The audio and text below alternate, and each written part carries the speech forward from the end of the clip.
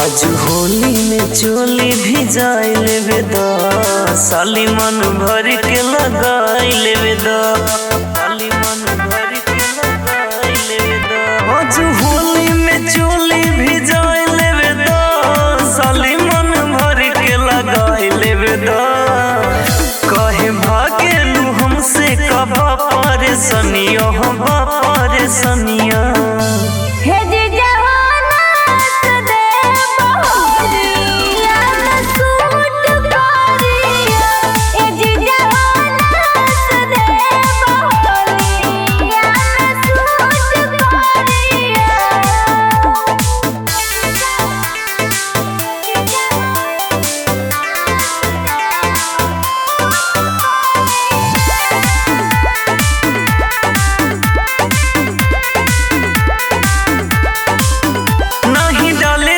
बवाल हो जाई तोहरा डाले बिना होली मोर बेकार हो जाई तोहरा डाले बिना होली मोर बेकार हो जाई।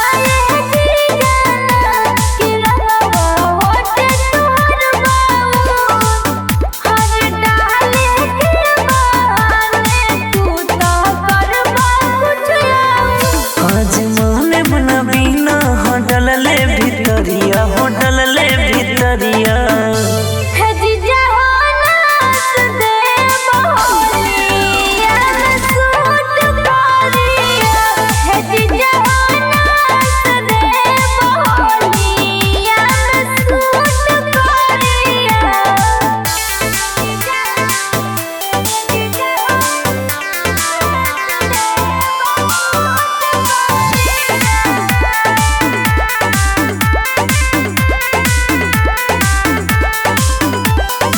ऐसन डालब न रंगवा जे नास हो जाई खेलबू जी जैसे होली तो झकास हो जाई जैसे होली तो झकास हो जाई।